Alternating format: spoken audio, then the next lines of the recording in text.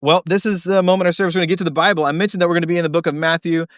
Lots of exciting things happening today, which is why I'm talking fast. And I'm also trying not to keep you here through lunchtime. So we're going to try to move quickly through the scriptures today. Matthew chapter 16.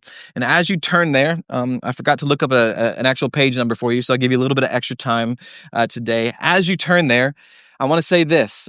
This is the most significant turning point in all of the synoptic gospels. This is the moment, what we're about to read about today is a big deal. The crowds have been following Jesus and asking him questions, and now he's about to turn a question on them that gets very personal for them, but also for us today. And when we pick up, the Pharisees have just asked Jesus for a sign. They've asked for signs from heaven that he is who he says he is, but he doesn't fall for their request. He doesn't entreat their desires. He actually refuses to answer them, and refuses to be controlled by them.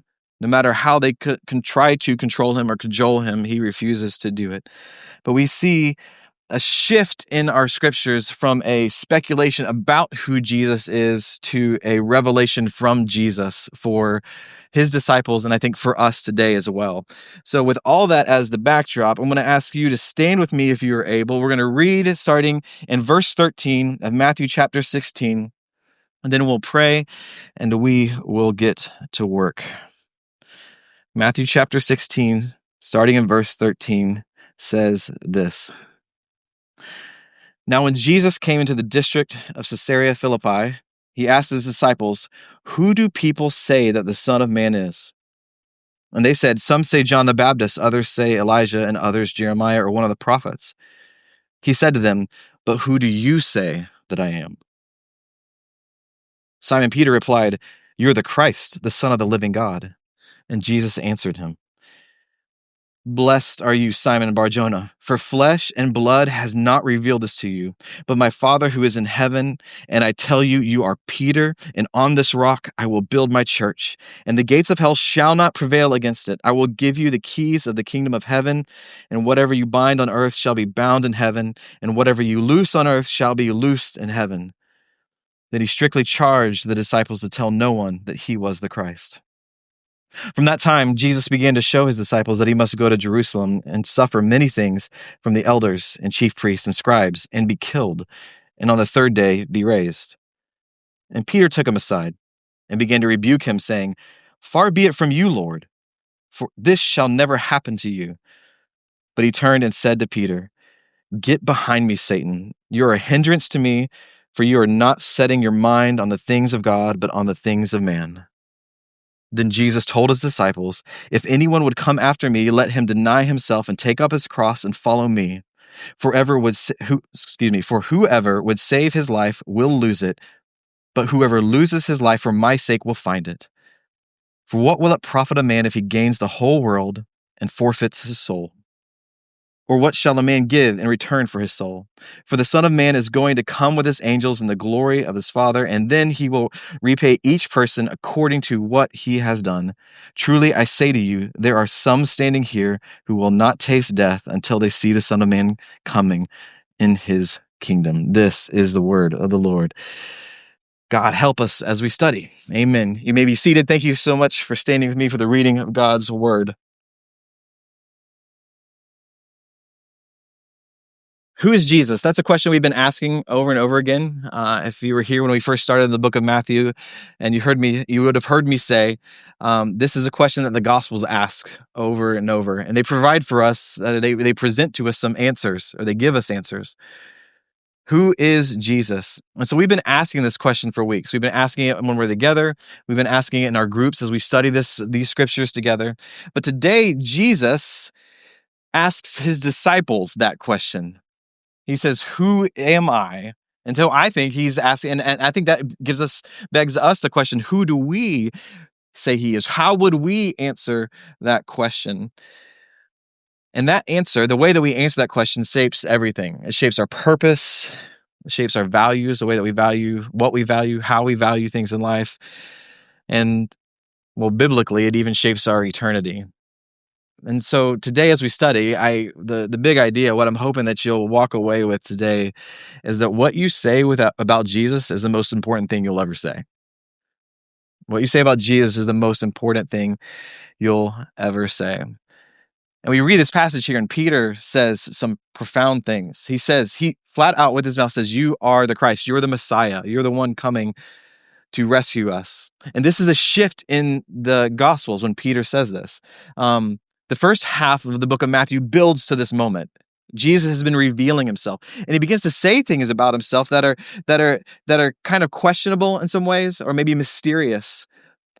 And it builds to this moment where Peter declares who Jesus is, and everything to the right of this in the book that we're going to continue to study flows from this moment.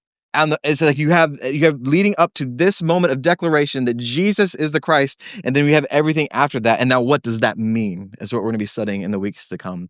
But today, when we find ourselves, when we look at Peter, we slow down. And again, if you've been with us, we read a lot less verses than we typically read. That's intentional today, because we're going to slow down and look at this moment because it's so significant. It's a hinge point in this gospel. We slow down and we see Peter in his journey. We see something crucial happening here.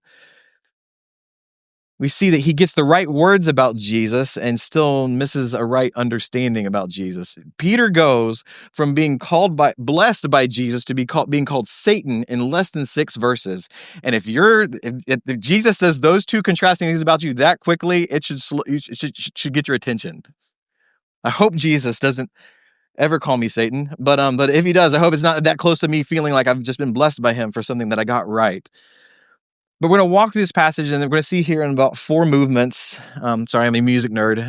Every symphony has movements. So there's 4 movements here that are going to show us what true confession, true faith, and true discipleship look like, I think, in our time together.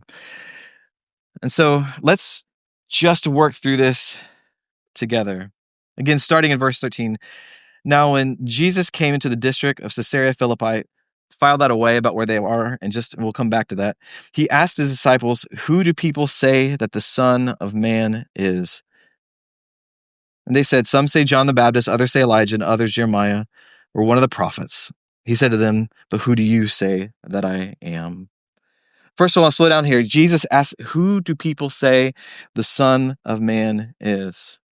He's saying, what are they saying about the Son of Man?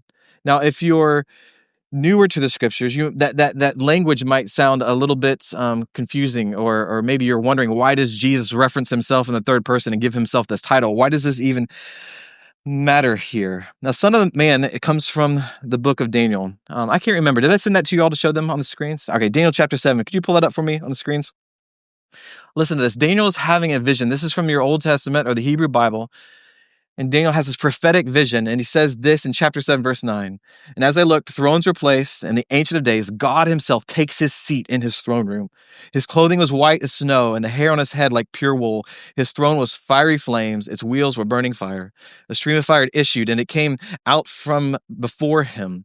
1,000,000 served him, and 10,000 times 10,000 stood before him. The court sat in judgment, and the books were open." You see the throne room of God. And then this figure appears. "I saw in the night visions, and behold, with the clouds of heaven, there came one like a son of man." This figure comes on this scene of Daniel's prophetic imagination. "And he came to the Ancient of Days, and he was presented before him, and to him was given dominion and glory and a kingdom, that all peoples, nations, and languages should serve him. His dominion is an everlasting dominion, which shall not pass away, and his kingdom one that shall not be destroyed." Jesus has been quoting this. In fact, he's referenced himself as the Son of Man. This figure, this messianic, godlike figure, which comes with the authority of God into the throne room of God.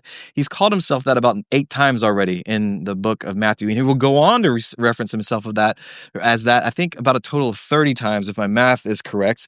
I didn't double check that. I did a quick count. Maybe I should have asked an AI, but anyway, that's what I came up with.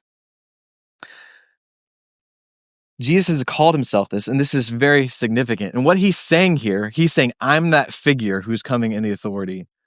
To reference back to what Sarah shared with us last week from the stage when she was quoting C.S. Lewis, we have three things we can do with statements like this from Jesus. We can either say he's crazy, or he's evil, and he's just lying about it, or he actually is who he says he is. He is God, and he has this kind of authority. Those are our three options. There are no more. So he referenced himself as this, and he says, who do people say that I am? And they rattle off some ideas. Well, maybe John the Baptist, maybe another Elisha come. And Jesus says, now who do you say that I am? And Peter declares the Christ, the Son of the living God. And this is the confession that we see here in the first movement. Jesus confessing that Jesus is the Christ, the Son of the living God. And when he does that, and what we see here, and how Jesus responds to him, we see that when we testify that Jesus is the Christ, it reveals a grace that we have received. Not a good decision that we have made, but in this first movement, this confession reveals a grace that we have received. You see, Peter, when he says this, it's the first time in this gospel where Christ or Messiah and the Son of God are being placed together. Peter has seen something. He's recognized. He's saying, no, you're the Son of Man. You're the Messiah. You're the one who's come. You are the Son of God. You are the one through whom which all the promises are going to come true. All the bad things are going to come undone. You are the one who is going to fulfill these promises long believed by our people from our God. And Jesus says, blessed are you, Peter. He says, you're blessed. Not because you're smart, not because you figured it out, not because you hung out and put all the clues together. No, you're blessed because God has revealed this to you.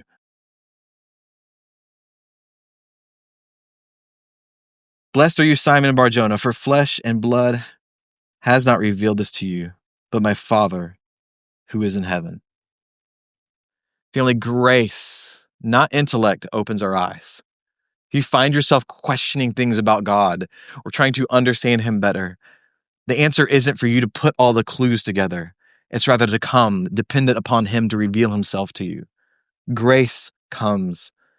When we testify that Jesus is the Christ, it only reveals a grace that we have received, not a good decision that we have made. It reveals him for who he is. And in so doing, Simon, about to be called Peter in this moment, he also pinpoints the accuracy of Jesus' exclusivity claims, namely that he is the only one through which we might encounter the relationship with the creator of all things. He underscores, no, you are the Christ. You are the Son of God. You are the way, the truth, and the life, as Jesus would say in other places. Jesus alone is our hope. But it doesn't stop there. We see here a second movement. We see Jesus begin to talk about the church and its foundation, and he does so in direct relationship to that confession of faith. Picking back up again in verse 17, and Jesus answered him, blessed are you, Simon Bar-Jonah, for flesh and blood has not revealed this to you, but my Father who is in heaven. And I tell this, you are Peter, and on this rock I will build my church, and the gates of hell shall not prevail against it. I will give you the keys of the kingdom of heaven, and whatever you bind on earth shall be bind on earth shall be bound in heaven, and whatever you loose on earth shall be loosed in heaven. Then he strictly charged the disciples to tell no one that he was the Christ. We see here in this second movement the church and its foundation, namely, again, that Jesus is the foundation of the church. It was grace that Peter had seen this, but he got it. And Jesus responds, and I love this scene. This is the kind of scene that just reminds me of hanging out with guys, and they're like, good job. And you know what? Now you get a new nickname, and we're gonna call you Peter. Peter is Petros in Greek. It's like rock, but it's this masculine form. It's like, all right, buddy, you're now Rocky. Like, I was just at the Rocky statue in Philadelphia, ran up the stairs. Actually, I walked up the stairs. There's not that many stairs. It's not that exciting. But I was just there, and there's actually two statues, one at the top of the stairs and one at the bottom. I don't go figure. I guess it's for people who can't run up the stairs. And so they're like giving us all the ability to look at Sylvester Stallone. But But anyway, that I digress. But he calls him Rocky. He says, listen, this is a grace move, but man, you got it. You got it. And upon this, I'm going to build my church. Now, little theological aside, some our Catholic friends say this is the institution of this is the papal order. He is our first pope. We don't agree with that. We also don't agree with some of our more Protestant friends who say all Jesus is talking about here is just this confession of faith that Peter has, and on that kind of confession of faith, that's all we have to stand on. That is the foundation of the church. What I think actually is happening here, and just to kind of submit this to you, is that Peter has made this confession of faith, and Jesus is giving him a name change. It's true. This confession is super important. In fact, in that name change, his name Simon is like this. Some have translated it as a reed, and he almost goes like from reed to rock, like a reed, like you find on the edge of like a river or wetlands, like kind of like blows in the winds. But no, you're no longer the reed. You're now the rock. You're solid. You're firm. That is true, but Simon also has this definition of one who hears. And he's saying, no, you're going from one who hears to one who proclaims. Now, you haven't just heard. Now you're saying with your mouth what is true. Again, what you say about Jesus is the most important thing you'll ever say. Simon Peter is saying now the most important thing, the hinge point of this gospel, that Jesus is in fact the Messiah who's come to change everything. He is no longer the one who just hears. He is now one who says, and Jesus renames him in that moment. And in so doing, Peter becomes a kind of stand-in for all of the apostles. The apostle Paul would write later in Ephesians 2, chapter 2, verse 20, and in reference the church being built on the foundation of the apostles and the prophets. Like there is a foundation that is laid by those in Jesus' company for the church. Jesus being the chief cornerstone, the apostle Paul would write in Ephesians chapter 2. But this foundation that is being laid as they realize who Jesus is and minister in the authority, in the truth of that reality. And he says something profound, church. He says, and on this rock, I will build my church, and the gates of hell will not prevail against it. Now, remember, I said it's important for us to remember where they're at.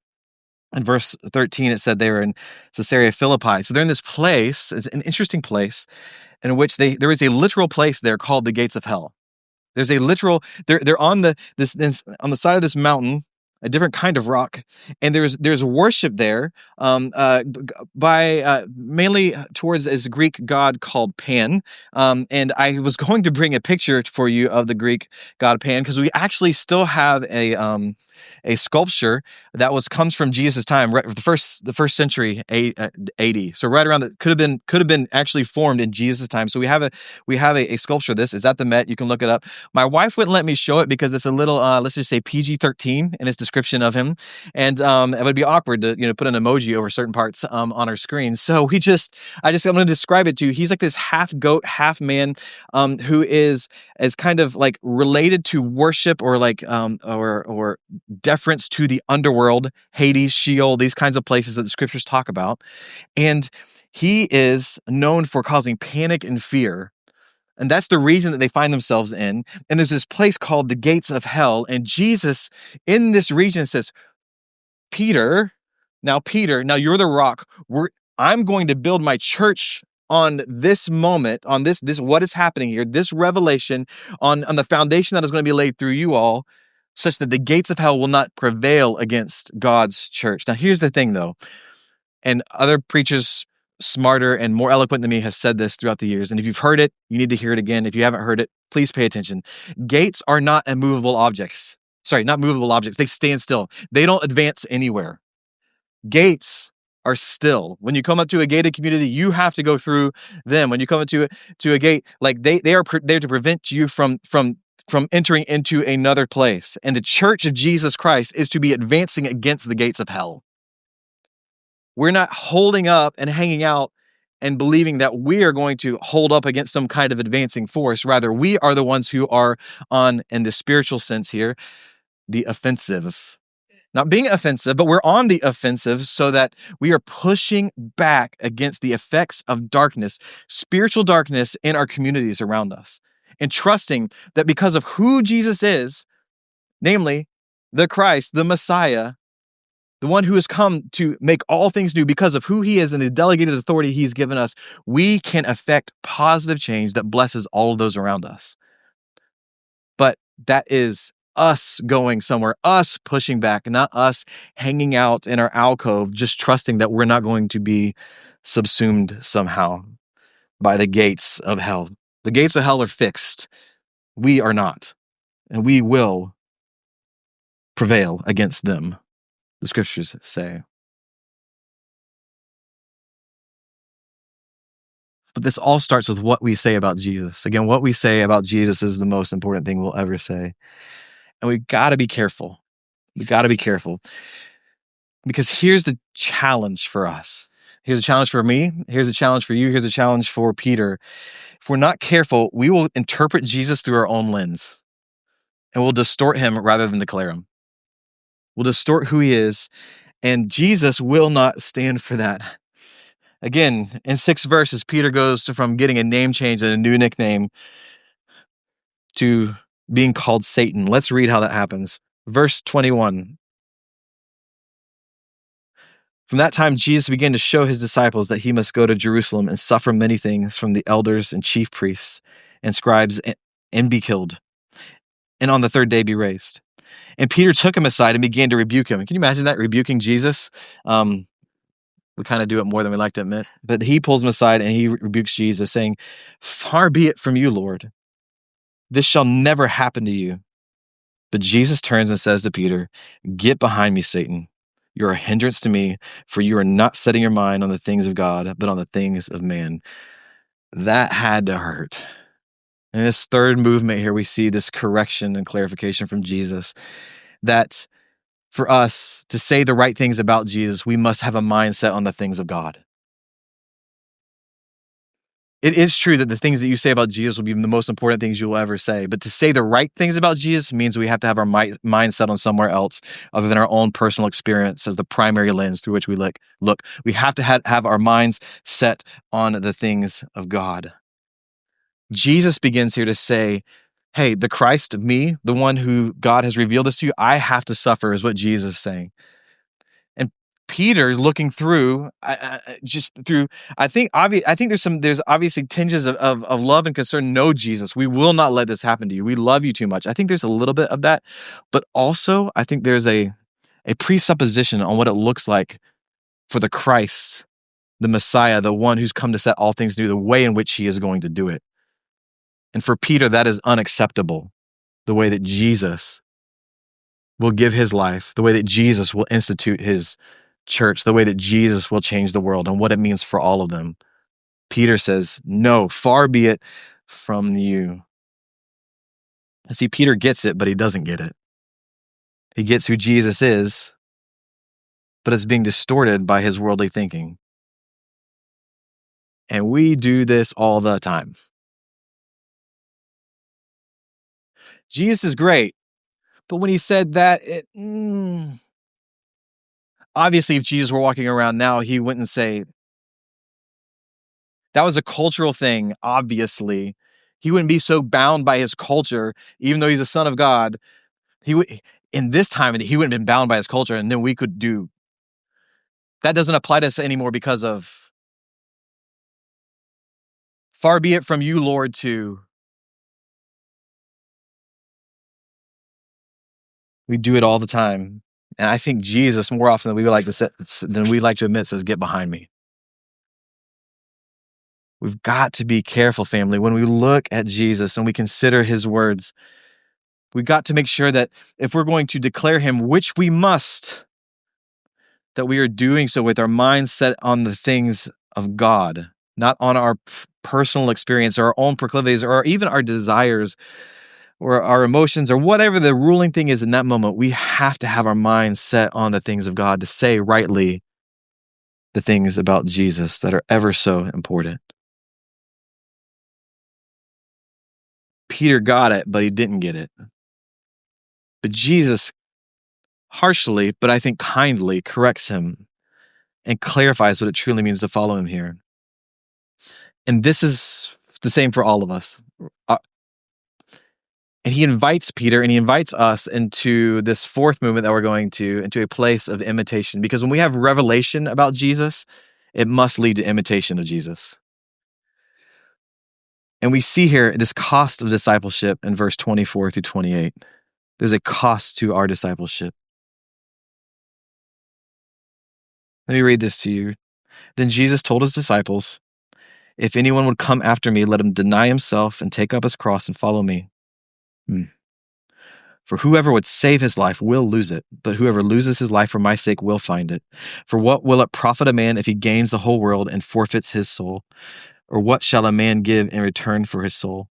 For the Son of Man is going to come with his angels in the glory of his Father, and then he will repay each person according to what he has done. Truly I say to you, there are some standing here who will not taste death until they see the Son of Man coming in his kingdom." We see here the cost of discipleship. True discipleship is cruciform. It's shaped by the cross. And he says three things in this that I want you to pay attention to. He says, deny yourself, take up your cross and follow me. And deny yourself. Some of you get this.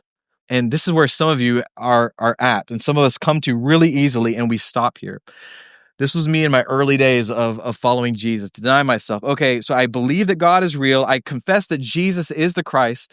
And so what do I need to do with myself? What I say is going to impact me. What does that mean? Well, it means I stop looking at pornography. It means I stop saying these things to these people. It means I deny the desires of my heart that do not reflect God. And I stop doing the bad things and instead start doing the good things. Deny, deny, deny, deny, deny. That is true. But it's only a partial truth. And if you live there, you won't actually experience the life that God has for you fully. He says, deny yourself. Don't do what you want to do at times. Don't cheat on your taxes. Don't put other people down at work so you can get above them. Don't use your bodies in ways that dishonor God. You can go over and over and over through these things. If we stop at the deny part, we miss out on so much. But I'm going to be honest, the second one's harder. It's easier to stop doing sin than it is to do the second thing that Jesus says. Take up your cross. This is not passive endurance. Some of you have read this verse, or you'll come to moments in your life where things are going, let's just say, not optimally. And you'll say like, well, culture's bad at work. I guess that's my cross to bear. Or my family's walking through this issue. I guess that's my cross to bear. That's not what the scriptures are talking about. I'm not saying that those things aren't hard. I'm not saying that those challenges don't require prayer and faith and trust in God. But Jesus here is not talking about passive endurance of a hard situation. He's talking about willful active choice to pick up, and this is an active daily choice of obedience, to pick up the instrument of your death and carry it with you. He's talking about dying to yourself, choosing to walk into hard places so that what might be formed in you through the cross of your life might look like Jesus. We cannot be people who are faithful to say that with our mouths that we that Jesus is who he says he is. We cannot, when we talk about what we say about Jesus, the most important thing that we could ever say, it's not just with our mouths is what I'm trying to get, it's also of what we do with our allegiance and the way that we live our lives. And he says, take up your cross, and then he says, follow after me. Jesus, who went towards death so that he might experience life. And for us, for the Christian, when we follow Jesus, the path towards suffering becomes the only way to glory. Now, one of my favorite books, written by Marilyn Robinson, it's a book called Gilead, and all of you should read it. It's profoundly Christian. And I got some yeses out there. Okay, awesome. Thank you. All right, so read this book years ago, and there's this character in there. His name's John Ames, and he's talking about the relationship between Christians and suffering. And he says, Christians, we are not the kind of people who seek out suffering unnecessarily. But when it comes, I'm paraphrasing what he says, but when it comes, we praise God in the midst of it because we see what it's forming in us. So Orthodox Christianity isn't running to try to self-flagellate ourselves and walk through the greatest amount of pain so that somehow God might be happy with us. No, it means as we follow Jesus, We know we must die to something, namely every other lesser love. And the way of following Jesus necessarily leads us at times through the valley of the shadow of death. But that's not where we end up. We end up at the place of life with Jesus. And so what we say about Jesus being the most important thing is also true for what we say about him with our lives and with our bodies, that we would be people who take up our cross.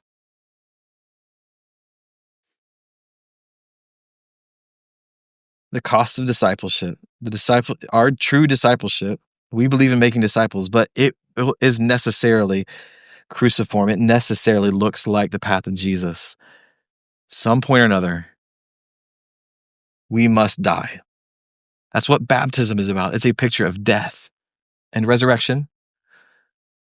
It's a picture of dying to something so that we might receive life from heaven. What you say about Jesus is the most important thing you will ever say. So how do we apply all this practically in this day and age? Well, first, this is true with what you say with your mouth, the words that come out of your mouth. Hebrews chapter 10 talks about holding fast to the confession of your hope. Hold fast to that. Don't be ashamed. Don't be ashamed. Some of the most powerful stories and testimonies I've heard from this congregation are of people proclaiming in their work environments. Again, by proclaiming, I simply mean just sharing when the opportunity arises and ministering to those around them that Jesus is who he says he is, and that has power for us and can minister to them and be a blessing to them. Not condescension, not trying to bring division, not trying to look like our political climate, but actual loving people and serving them. What we say with our mouth, we hold fast in the confession of our hope, that actually engenders hope in other people. And we can point them to someone better than us who can fix everything and who is fixing everything. What we say about Jesus with our allegiance is the most important thing as well. That we would build our life and our church on the unshakable foundation laid by the apostles and prophets, but also that is built on the cornerstone of Jesus. But we would say it with our lives, and daily we would choose to pick up our cross and follow Jesus, that we would allow our obedience to preach to the world around us. And when you see a group of people doing those things who stand fast to the confession of hope that they have, who stand firm on the foundation laid by the apostles and prophets, Jesus being the chief cornerstone, and who constantly live their lives dying to themselves, blessing others for the glory of God and the good of others, we allow our obedience to preach that way. Can you imagine what that would look like? Be like a little taste of heaven on earth? That's the kind of thing I want to see. That's the kind of thing I want to be a part of. We get to see this preview of eternity together. And that's what we're invited into, family. That's what we're invited to receive, because Jesus, super consistent. He's telling them what's about to happen.